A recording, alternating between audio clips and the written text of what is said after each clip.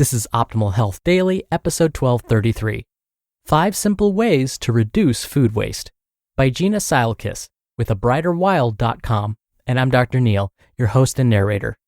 Hey there, happy Saturday. Hope your weekend is off to a great start, and welcome back to Optimal Health Daily, or OHD, where I act as your narrator of popular health and fitness blogs and provide my commentary at the end.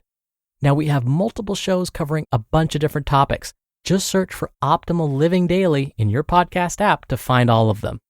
Now, today, I'm excited to read to you a guest post from abrighterwild.com. So, with that, let's get right to it and start optimizing your life. 5 Simple Ways to Reduce Food Waste by Gina Ciolkosz with abrighterwild.com. Food waste is a huge deal. Not only does it waste resources, but it also wastes money. Luckily, there are 5 simple ways to reduce food waste that you can implement today. Quote, up to 40% of the food in the United States is never eaten, but at the same time, 1 in 8 Americans struggles to put enough food on the table.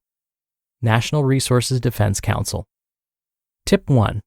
Plan your meals. I am a huge fan of meal planning. Every week, I take 20 minutes to sit down and plan out about 70% of my meals. I consider my schedule for the week, and I try to be realistic about how much time I will have. After I have my meals planned, I make a shopping list so I know exactly what I will need. Taking time to meal plan will help you in several ways. It makes eating healthier more convenient. It saves money because you are less likely to dine out when dinner is already planned and you have everything you need already. It reduces your food waste because you only buy the food you have a real plan for. And you avoid shopping when you're hungry, because we all know what happens then. Tip number 2, have go-to recipes. Every Sunday evening, go through your fridge and pull out anything left over from the week. Play your own version of Chopped. What can you make? There are dishes that lend themselves well to incorporating odds and ends. My favorites are soups and curries. Both can use veggies that are a little past their prime. My formula for a simple curry is more of a guideline than a recipe, but it's my go-to way to shore up random leftovers and veggies that probably won't make it another week. Bone broth is an excellent way to get some use of vegetable scraps you would typically throw away. Onion peels, stems, and trimmings will add flavor, nutrition, and color to your broth. Tip 3, utilize your freezer. Freezing obviously prevents food from spoiling, but did you know that it also makes some micronutrients more bioavailable? I always have frozen veggies on hand to roast up quickly. And in fact, keeping your smoothie greens in the freezer has many benefits. It prevents your leafy greens from going bad. It also makes some micronutrients more bioavailable. It also helps keep your smoothie cold while blending, protecting the nutrients from oxidation. A splash of lemon juice can also help. And it allows you to assemble your smoothie ahead of time. Who hasn't bought a big bag of greens at Costco with the intention to make smoothies and then not? You can also freeze things you will not use right away. Things like lunch meat or raw meats, fresh herbs, and bone broth freeze well also. Tip 4, keep a clean and organized fridge. Regularly going through your fridge will help reduce food waste. It prevents food from getting pushed back in the corner to rot. It also gives you a better idea of what you have so you can use it. This also goes for your freezer. Keep it organized and go through it a couple of times a year. If meat is too freezer burn for you to eat, consider feeding it to your 4-legged friend. And tip 5, eat your leftovers. This seems too obvious to mention, but eating your leftovers reduces food waste. As simple as this seems, this is huge. I rarely plan 7 different dinners. Typically, I plan on eating leftovers for 2 to 3 dinners, or plan on utilizing leftovers for lunches. I pack lunch for myself, my partner, and kids most days. If it's not a jar salad, it's leftovers. Reducing food waste is a huge step you can take towards living greener. Remember, when you throw out food, you are wasting the resources it took to grow, transport, and prepare it. Luckily, these 5 simple steps will take you a long way in maximizing your nutrition and minimizing your footprint. You just listened to the post titled 5 Simple Ways to Reduce Food Waste by Gina Ciolkosz with abrighterwild.com. And thank you to PlushCare. They make it super easy to schedule an appointment and see a doctor virtually through your smartphone or computer.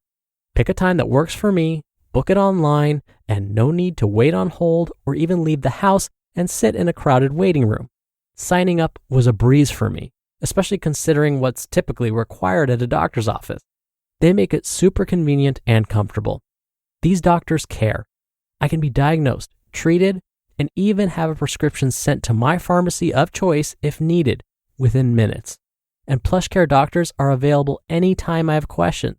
They'll even help with managing emotions. And good news, PlushCare accepts most major insurance carriers and is available in all 50 states. PlushCare makes it easier than ever to take care of yourself, inside and out. Start your membership today. Go to plushcare.com/OHD to start your free 30-day trial. That's plushcare.com/OHD for a free 30-day trial. plushcare.com/OHD. Dr. Neil here for my commentary. When I was a kid, my parents used to call me the biggest food waster in the family. Please know that I do not wear this as a badge of honor. I just was a super finicky eater. If a food didn't meet my taste expectations after 2 bites, I would be done with it. Again, not something I'm proud of. But since then, I've become much more mindful about food waste. In fact, as an undergraduate student, I took a class in ecology, and it completely changed my perspective. That's where I first learned about how common food waste was and the things we can do to prevent it. Many of the tips Gina shared were spot on. In fact, for the longest time, I would hate eating leftovers. I told you I was a picky eater. But since then, I've come to appreciate leftovers. Well, I'll be honest. I'm a fan of most leftovers, not everything. I noticed that I love leftovers from last night's curry dishes, like Thai, Chinese, and Indian curries. It's like the extra time spent in the fridge helps make those flavors even more complex. So, which one of Gina's tips sounded reasonable to you? Whenever you're presented with a list of ideas like this, try not to feel too overwhelmed. Instead, pick the one that intrigued you the most. The one that made you stop and say, I like that idea. For me, it was eating leftovers. But again, which one made you stop and say, ooh, I like that idea? Because that's the one you'll want to try first. All right, that'll do it for today. I hope you're having a great weekend if you're listening in real time, and I'll see you back here tomorrow for the Sunday show and where your optimal life awaits.